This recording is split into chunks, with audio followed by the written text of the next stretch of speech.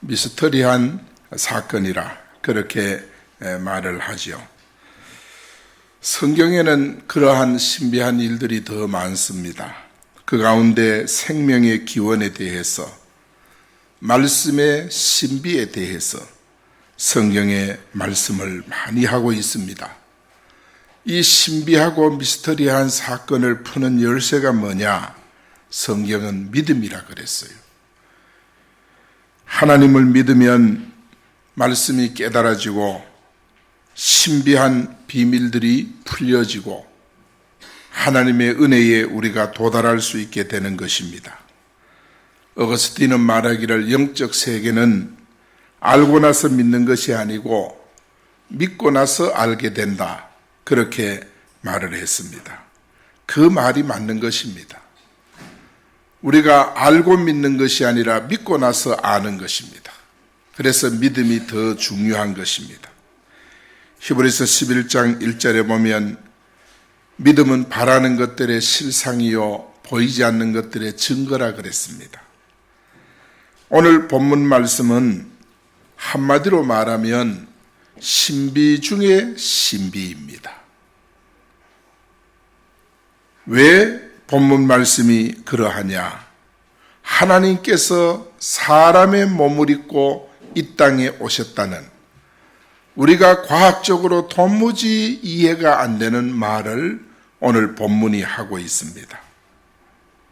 신학적으로 성육신, 인카네이션, 성육신이라고 합니다. 세상 사람들은 이 사실을 바라볼 때 말이 안 된다. 그래서 말이 안 되는 신비, 도저히 이해가 안 되는 신비, 이것이 바로 성육신입니다. 우리는 이 사실을 믿음의 눈으로 바라보니까 이 신비한 성육신도 믿어지게 되는 줄 믿습니다. 지옥도 그렇게 믿어지는 거예요. 천국도 그렇게 믿어지는 것입니다. 우리는 이 사실을 오늘도 믿음의 눈으로 바라볼 수 있는 영적 안목이 여러분에게 생기기를 원합니다. 본문을 통해서 왜 하나님께서 육신을 입고 이 땅에 왔는지 그 답을 우리가 얻어야 합니다. 성육신의 목적에 방향을 맞추는 삶, 하나님의 선한 뜻과 하나님의 계획을 이루는 삶, 이것 또한 우리 개인에게는 남이 볼 때 신비한 일입니다. 세상에 저 사람이 어떻게 저런 믿음을 가졌을까? 그야말로 신비한 거예요. 그래서 신앙생활은 내가 성경을 들여다보면 신비하고, 이것을 믿고 깨달을 때 남이 나를 보면 신비하고, 신비로 가득 찬 것이 바로 신앙생활인 줄 믿습니다. 오늘 성육신의 신비에 대해서 말씀을 나누면서 첫째는 뭐냐? 예수님이 육신으로 오신 것이 신비하신 일입니다. 육신으로 오신 거예요. 14절에 보니까 말씀이 육신이 되어, 그렇게 말씀했어요. 여러분, 이 말은 철학적으로는 풀 수 없는 말입니다. 과학적으로도 설명이 안 되는 말입니다. 말씀이 육신이 되었다고 하는 것은 믿음이 아니고는 풀 수 없는 말을 오늘 본문이 하고 있습니다. 요한복음 1장 1절에 보면은, 거기도 보면 말씀이 육신이 되었다, 그 말이 나와요. 태초에 말씀이 계시니라. 이 말씀이 하나님과 함께 계셨으니 이 말씀이 하나님이라, 그렇게 말씀을 하고 있어요. 여기 말씀은 우리가 딱 보면 알지요. 아, 이 말씀은 예수 그리스도시구나. 그리고 헬라 말로는 로고스구나. 이 로고스라는 말을 쓰게 된 것은 그 당시 사람들이 이해하기 쉽도록, 알아들을 수 있도록 하기 위해서 로고스라는 말을 여기 사용을 한 것입니다. 그런데 로고스가 뭐요? 육신이 되어 왔다. 오늘 본문이 그걸 말하는 거예요. 영지주의자들은 이거는 말도 안 된다. 그래서 저들은 가현설을 주장합니다. 가현설이라고 하는 것은 말씀이 육신으로 태어난 것이 아니라 말씀이 육신이 되는 것처럼 사람의 눈에 그렇게 보였을 뿐이다. 소위 말 헛것을 봤다 이 말. 환상을 봤다 그 말이에요. 그래서 선한 영은 결코 악한 육이 될 수가 없다. 이 영지주의자들의 사상은 뭐냐 하면 눈에 보이는 것은 전부 악하다. 눈에 보이는 것은 악하다. 그러나 보이지 않는 영적 세계는 선한 것이다. 이게 영지주의자의 주장이거든요. 그러니까 눈에 보이는 이 육을 선한 영이 있고 올 수가 없다. 이게 불가능하다. 이거는 가현설이다. 이렇게 주장한 것입니다. 그런데 여러분, 오늘 본문에 보니까 그 말씀이 육신을 입고 우리 가운데 오셨다고 분명히 말씀했습니다. 사도 요한은 자신이 예수님과 3년 동안 생활을 직접 했지 않습니까? 그래서 말씀이 육신이 되어 우리 가운데 거하심에 우리는 누구겠어요? 사도 요한 자신을 포함한 12제자들, 120명 성도들, 500여 형제들, 70명 제자들, 그들 가운데 예수님이 오셨다. 그래, 우리 가운데 오셨다는 말은 우리라고 하는, 우리 가운데라고 하는 것은 무리를 말해요. 무리는 바로 오늘날 교회를 가리키는 줄 믿습니다. 예수님이 육신을 입고 교회 가운데 임하신 줄 믿습니다. 그 말씀이, 이 가운데라고 하는 말은 지정된 장소, 지정된 위치, 그걸 말하는 거예요. 그리고 정지된 장소, 예수님께서 계시는 곳은 어디냐? 우리 마음에 계시는 줄 믿습니다. 우리가 무속인들은 보면 귀신이 가시덤불에 있다고 가시덤불에 가서 막 공을 들이고, 귀신이 나무에도 있다고 하면서 나무에 가서 막 공을 들이고, 그런데 우리 예수님은, 하나님의 영이신 이 말씀은 어디에 계시느냐? 우리 마음에 계시는 줄 믿습니다. 절대 이 건물에 계시지 않아요. 이 건물에 귀신이 없어요. 이 건물에 하나님의 영이 계시지 않아요. 하나님의 영은 어디 계시냐? 여러분 마음에 계시는 줄 믿습니다. 그래서 우리가 서로 사랑하라고 하는 것은 여러분 마음에, 바로 옆에 앉아있는 이웃의 마음에 예수님이 계시기 때문에 우리가 사랑해야 되는 줄 믿습니다. 그래서 사랑하라, 그렇게 말씀한 거예요. 요한일서 4장 2절에 보니까 예수 그리스도께서 육체로 오신 것을 시인하는 영마다 하나님께 속한 것이요, 예수님을 시인하지 아니하는 영마다 하나님께 속한 것이 아니니 이것이 곧 적그리스도의 영이라.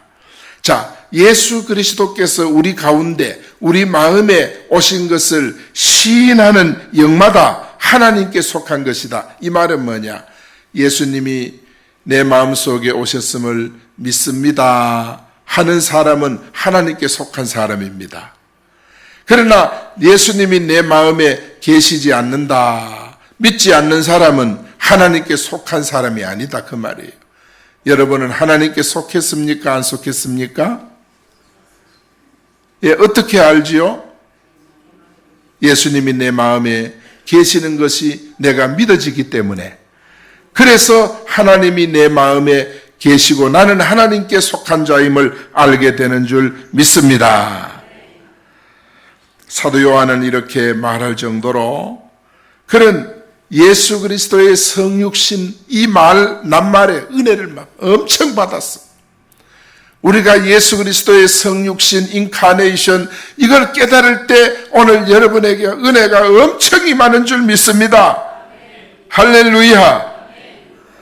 창세기 3장에 보면은 첫사람 아담이 나옵니다. 이 사람이 범죄로 모든 사람이 죄인이 되었어요. 그래서 아담의 후손인 우리 인생은 세상에 태어날 때부터 저주의 굴레 속에 태어나요. 인생이요, 태어나서 그대로 두면 지옥 갑니다. 이런 인생 운명을 타고났습니다. 그런데 여러분, 이런 인생이 정말 남들이 볼 때는 다 멋있어 보이고 깨끗하게 보이고 그러지만은 하나님을 떠난 인생은요, 가만히 두면은 심판을 받고 지옥 형벌을 받아요. 그래서 하나님께서 이런 인생인 우리를 구원하기 위해서 하나님 당신이 직접 아들의 몸을 입고 인카네이션 하셔서 이 세상에 오신 줄 믿습니다. 그분이 육체를 입고 오셔서 우리를 대신해서 십자가에 죄를 짊어지고 달리셔서 피를 흘리고 물까지 쏟고 그리고 죽으셨습니다. 무덤에 장사 지내고 이제 완전히 지구상에 예수 그리스도의 흔적은 완전히 지워졌습니다. 이제 죄값이, 죄에 대한 값이 완전 청산이 된 것입니다. 그리고 나서 3일 만에 예수님께서 무덤에서 부활하신 줄 믿습니다. 그래서 예수님은 부활하시고 여러 사람들에게 나타나서 내가 부활했다는 사실을 알립니다. 보여주고 들려주고 알리는 거예요. 그렇게 알린 후에 예수님이 승천하셨습니다. 올라가시고 난 후에 성령, 예수님의 영이신 성령께서 우리 가운데 오신 줄 믿습니다. 그래서 하나님의 영이신 성령을 내 마음속에 모신 자는 하나님께 속한 자고, 성령을 마음에 모신 것이 안 믿어지는 자는 아직까지 하나님께 속한 자가 아니다. 그렇게 말씀을 하고 있습니다. 도무지 우리가 이 영적 신비한 사건, 예수님의 죽음이 왜 나와 관계가 있는가? 예수님의 부활이 왜 나와 관계가 있는가? 성령이 내게 임하는데 왜 내가 그거를 받아야 하는가? 이 신비한 사건이에요. 그러나 여러분이 믿음의 눈이 열리면 일순간에 그 신비함이 현실로 여러분에게 다가오게 되는 줄 믿습니다. 할렐루야. 그래서 사람들이 야, 저 사람이 변한 걸 보니까 신비하다 이렇게 말하는 거예요. 오늘 이런 아름다운 역사가 여러분에게 나타나기를 축원합니다. 그래서 예수님께서는 우리가 그의 영광을 보니 아버지의 독생자의 영광이요, 독생자의 영광으로 예수님이 오신 거예요. 이 독생자라고 하는 원문의 뜻을 보니까 유일하다. 예수님 외에는 없다. 유일하다. 그리고 하나님의 형상을 나타내는 유일한 아들이다. 세상에 많은 아들이 있잖아요. 여기도 우리가 아들들이 많잖아요. 많은 아들들이 있지만은 독생자라는 말은 유일한 아들이다. 그 말이 그렇습니다. 그리고 세상에 많은 남자들이 있지만은 비교할 수 없는 사람이다. 누구와도 비교할 수 없다. 어디에 나타나서 내가 예수다. 문선명이가 말이죠. 내가 예수다. 그렇게 말. 여러분, 누구와도 비교할 수가 없고 아주 독특한 아들이 바로 필적할 자가 없는 아들이 바로 예수 그리스도신 줄 믿습니다. 시간이 흐를수록 이 독생자의 영광이 여러분의 삶 속에 넘치기를 바랍니다. 할렐루야. 그래야 돼. 16절에 보니까 그 성육신의 은혜가 얼마나 큰지 은혜 위에 은혜라고 말했어요. 은혜도 귀하지만은 더 크고 독보적인 은혜가 바로 뭐냐? 성육신의 은혜다. 여러분을 구원하기 위해 예수님이 이 땅에 오신 은혜가 바로 성육신의 은혜인 줄로 믿습니다. 그래서 은혜는 값없이 주어지는 것을 은혜라 그러잖아요. 우리는 사실 세상에 돌이켜보면 은혜 많이 받고 삽니다. 값없는 은혜를 많이 받아요. 날마다 한량없이 계속 주어지는 것, 이것이 바로 은혜입니다. 그런데 은혜는 누가 공급해 주시느냐? 하나님이 공급해 주시는 줄 믿습니다. 오늘도 하나님의 은혜가 여러분에게 공급되기 바랍니다. 여러분 사업장에, 직장에, 가정에, 자녀들에게 은혜가 공급되기를 축원합니다. 하나님의 은혜가 막 공급이 돼야 돼요. 옛날에 호랑불에 보면 호랑불이요 막 시커먼 연기를 내면서 불을 밝힐 때는 뭡니까? 호랑불 심지가 기름에 연결이 되어 있었어. 그런데 어느 시간에 보면은 불이 모락하면서 불빛이 작아지고 꺼져갑니다. 그러면 밑에 기름이 다 달았어. 그래서 우리 어릴 때 심부름 가운데 하나는 석유 사러 다니는 것이 심부름이었어. 병 하나 가지고 슈퍼에 그 당시 전방 그 시골에 상점에 가가지고 기름 받아가지고 그 한 대 사놓으면은 그 며칠 쓰지 못합니다. 방마다 호랑불이 있으니까. 여러분, 우리 신앙생활도 은혜가 떨어지면 그야말로 신앙이 그냥 꺼질 듯 말 듯 신앙이 이런 거예요. 그러나 성령에 연결이 되어 있으면 하나님이 공급하신 은혜로 충천하면 그야말로 시커먼 연기를 내면서 불을 밝히듯이 신앙생활이 생명력이 넘치게 되는 줄 믿습니다. 세포 마디마디마다 성육신의 은혜가 충만해지는 줄 믿습니다. 이 성육신 은혜가 오늘 여러분에게 임하면 여러분 몸속에 있는 저 혈관 끝에까지 하나님의 생기가 흘러 넘치는 줄 믿습니다. 하나님의 생명이 공급되는 줄 믿습니다. 하나님의 은혜가 강하게 임하면 영적인 부분들이 살아납니다. 육신적인 부분도 치유가 되고 육신적인 부분도 회복이 되고 이런 아름다운 역사가 나타나는 줄 믿습니다. 날마다 여러분에게 은혜가 가득하고 감사와 찬양이 넘치고 생명 체험이 정말 충만하기를 예수 이름으로 축복합니다. 할렐루야. 성육신의 은혜, 하나님이 나를 구원하기 위해 사람의 몸을 입고 이 땅에 오셨다. 이게 성육신의 은혜예요. 그런 것입니다. 그 다음에 두 번째, 성육신의 은혜는 임마누엘로 오신 것입니다. 오늘 14절에 보니까 말씀이 육신이 되어서 우리 가운데 거하심에 우리가 그 영광을 보니 아버지의 독생자의 영광이요. 그렇게 말씀했어요. 여러분, 우리 가운데 오신 것도 중요하지만은 우리 가운데 오셔서 거하신다. 늘 성령님이 나와 함께 사신다. 그 말입니다. 거하신다는 말은 원문에 보니까 천막을 치다. 천막 치는 거예요. 그리고 야영을 하다. 성령께서 하늘을 비우고 우리 마음에 오셔서 야영을 하시는 거예요. 그리고 성막 안에 거주하다. 성막이 바로 구약시대의 성막이 오늘날 우리 마음으로 들어온 줄로 믿습니다. 그래서 우리 마음에 성령님이 계시는 거예요.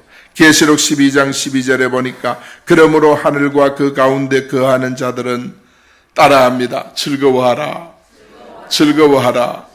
여러분, 예수님을 마음에 모시는 자들은 즐거워하는 줄 믿습니다.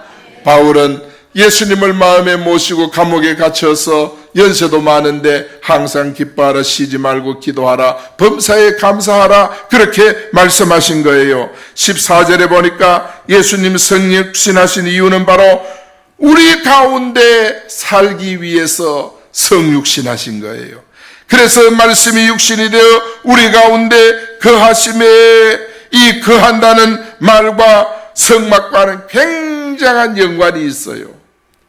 그래서 여러분, 항상 우리는 교회를 가까이 하고 말씀을 가까이 하고 은혜를 받으면 여러분, 날마다 교회 생각밖에 없어요.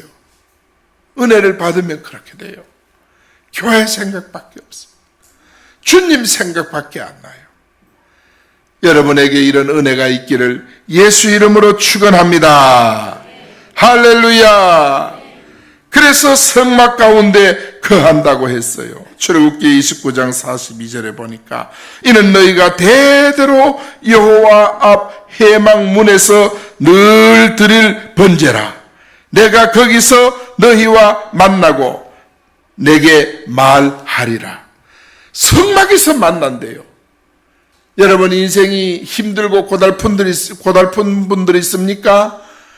성막을 상징하는 것이 바로 예배당 아닙니까? 그러니까 예배당에 늘 나와서 정말 주님을 만나기를 바랍니다. 거기서 내가 말하리라. 거기서 내가 너를 만나주리라. 여러분, 하나님을 날마다 만나기를 예수 이름으로 축복합니다. 우리가 하나님 성전이고 그리스도의 성령이 우리 안에 내주한다는 것, 이것이 얼마나 귀하고 신비한, 얼마나 놀라운 미스터리입니까? 그렇죠? 예수님이 우리 안에 거하신다는, 우리가 그리스도의 성육신, 정말 우리가 임마누엘의 축복을 우리는 다 누리는 거예요. 정말 전에는 밖에 계시던 하나님이 이제는 마음에 계시, 전에는 멀리 계시던 하나님이 이제는 내 안에 계시는 것입니다. 마태복음 28장 20절에 보니까 세상 끝날까지 항상 너희와 함께 있으리라. 오늘 또 여러분과 함께 하시는 줄 믿습니다. 오늘 또 함께. 요한복음 14장 16절에 보니까 보혜사 성령을 보내사 영원토록 너희와 함께 할 것이라. 할렐루야. 항상 함께 하고 영원토록 너희와 함께 할 것이라. 이것이 바로 신비한 일이에요. 어떻게 이런 일이 가능할까요? 성육신 은혜입니다. 예수님이 사람의 몸을 입고 우리를 구원하기 위해서 이 땅에 오신 사건, 그 사건으로 인해서 우리에게 구원의 길이 열렸고 우리를 외롭게 버려두지 아니하고, 여러분, 우리가 지금은 친구가 있잖아요. 친구가 있지만은 우리가 이제 연세가 높고 그러면요, 나를 가까이 하던 사람들이 다 나를 떠나요. 다 나를 떠나요. 요사이는 요양원이라고 하는 이상한 의료기관이 생겨가지고 거기서 그냥 혼자 간호사들의 도움을 받으면서 간혹 이제 자녀들을 얼굴 한번 보면서 거기서 혼자 외롭게 하늘나라로 가셔야 되는데, 여러분, 우리가 예수 그리스도를 마음에 모시고 사는 성도는 절대 외롭지 않습니다. 할렐루야. 그래서 오늘날은요, 어른들이 내게 무슨 질병이 오든지 나는 연명치료를 거부한다. 어른들이 외국 사람은 여기 문신을 새긴대요. 왜냐하면 길 가다 갑자기 쓰러질 수 있으니까. 나는 연명치료를 거부한다. 인공호흡기 꽂고 그런 걸 나는 거부한다. 생명을 연장하기 위해서 막 치료하는 거 나는 거부한다. 왜냐? 나는 하나님이 내게 주신 은혜를 따라 하나님이 나를 부르면 언제든지 나는 편하게 가련다. 어떤 사람은 좀 오래 살렸고 목에다가 호수를 끼워 놓으면 말 한마디 못하고 유언 한마디 못하고 그대로 그냥 고통하다 세상을 떠나는 거예요. 그래서 어른들이 문신을 새긴대요. 나는 연명치료 거부한다. 사랑하는 여러분, 우리는 하나님이 주신 은혜를 따라서 열심히 힘 있을 때 교회 부지런히 다니고 21일 다니엘 기도회 하니까 새로운 우리가 도전 아닙니까? 이런 환경에 막 적응하고 교회가 뭐 하는가에 따라 교회를 따라서 열심히 살고 힘 있을 때 부지런히 살다가 하나님 부르면 구차하게 살지 말고 그냥 천국 가는 것입니다. 할렐루야. 이래야 됩니다. 천국 갈 때가 됐는데 천국이 있는지도 없는지도 모르겠고 이렇게 살면 안 된다 이 말이에요. 마가다락방에 성령이 강림한 이후 이 언약은 그대로 성취되는 거예요. 얼마나 아름답습니까? 세 번째, 은혜와 진리로 오신 것이 신비한 일입니다. 성육신의 신비는 은혜와 진리로 오셨다는 거예요. 사도 요한은 함께의 비밀을 실제 맛볼 수 있도록 은혜와 진리가 충만한 삶을 강조합니다. 여러분 신앙생활도 충만한 신앙생활 하시기를 바랍니다. 교회 나오는 것도 얼마나 그렇게 인색하게 나오시고 그러지 말고 충만하게 넉넉하게 나오시기 바랍니다. 교회를 위해 봉사하는 것도 힘들게 하지 말고 넉넉하게 정말 그렇게 부족함이 없도록 이 봉사하고 수고하고 헌신할 수 있기를 바랍니다. 신앙생활을 그렇게 남들 보면 힘들게 하지 말고 기쁘고 가볍고 단마음으로 할 수 있기를 축원합니다. 네. 이런 마음이 정말 얼마나 하나님도 기분 좋고 나도 기분 좋고 다 기분 좋은 거예요, 여러분. 제가 머리 깎으러 갔더니 베트남에서 오신 그 아주머니 한 분이 있는데 아직 나이는 몇 살 안 돼 보입니다. 그런데 얼마나 내가 보니 마음이 달아요. 그래서 내가 단마음이라 성경에 단마음이 나오잖아요. 참 저분은 단마음이다. 그러니 원장한테 원장이 잘 못 알아듣더라. 단마음이다. 참 달다. 그래 이발사가 그걸요 그 말귀를 알아들을 수 있습니까? 그러나 그분은 면도를 하고 이렇게 수고하고 이런 일을 하지만은 얼마나 마음을 가볍게 일을 합니다. 가볍게 일을. 그러니까 내가 정말 면도 서비스를 받아도 기분이 좋은 거예요. 단마음으로 하니까.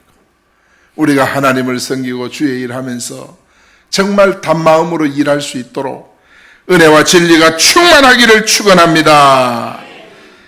여러분 17절에 보니까 율법은요 모세로 말미암아 주어진 것이요 은혜와 진리는 예수 그리스도로 말미암아 온 것이라 그랬어요. 은혜와 진리는 예수 그리스도로부터 온 것임을 분명히 밝힙니다. 여러분 예수님을 통해 은혜가 오는 줄로 믿습니다. 예수 그리스도가 은혜와 진리가 충만하신 분이기 때문에 예수 그리스도와 함께하는 삶을 사는 우리도 은혜와 진리로 충만해지는 줄 믿습니다. 은혜와 진리는요 동전양면과 같아요. 그런 거예요. 그래서 은혜의 본질은 예수 그리스도 안에 있는 구원입니다. 다시 말하면은요 구원이 바로 은혜라는 거예요. 그래서 하나님이 우리에게 은혜를 줄 때는 절대 인색하게 안 줘요. 왜냐하면 내가 은혜를 처음 받을 때 보니 기뻐 못 살겠는 거예요. 즐거워서 못 살겠는 거예요. 말씀을 읽어도 행복하고 교회를 가도 행복하고 생각만 해도 기쁘고 정말 내가 뭐를 해야 될지를 깨닫겠더라고요. 여러분 사랑하는 여러분 이런 충만한 은혜와 진리가 여러분에게 넘치기를 축원합니다. 예수님께서 내가 곧 길이요 진리요 생명이니 이럴 때 인색하게 말하지 않았어요. 누구든지 예수 그리스도를 믿으면 구원을 받는다 그랬어요. 얼마나 귀한 은혜입니까? 그래서 여러분, 우리가 이 진리와 자유를 우리는 어디서 얻느냐? 은혜와 진리가 충만할 때 오는 줄 믿습니다. 여러분, 진리라고 하는 것은 감추어져 있지 않다. 원문의 뜻은 그래요. 감추어져 있지 않다. 하나님이 약속을 직접 이루신다. 이것이 바로 진리란 뜻이에요. 그러나 거짓은 뭐냐? 진리를 감추고 있다. 이게 거짓입니다. 거짓은 진리를 감추고 있는 것이고, 진리는 감추어진 것 없이 다 드러난 것이 바로 진리인 것입니다. 그래서 진리는 자유롭게 하는 영적인 본질입니다. 오늘 그래서 진리를 알지니 진리가 너희를 자유케 하리라. 할렐루야. 하나님께서 은혜와 진리가 충만한 삶을 한마디로 복음 안에서 누리는 자유라고 했습니다. 여러분, 우리가 신앙생활을 사람의 몸도 어느 한쪽에 자꾸 눌리고 길을 못 쓰고 이러면 몸에 병이 오잖아요. 신앙생활도 교회 왔는데 자유함이 없어. 뭔가 눌려가 있고 평안이 없고 자꾸 이러면요, 여러분 그 부분에 사단이 역사합니다. 그래서 신앙생활은 자유로워야 됩니다. 할렐루야. 그렇지. 오늘 목사님 말씀대로 신앙생활은 자유로워야 된다. 오늘 저녁엔 쉬자.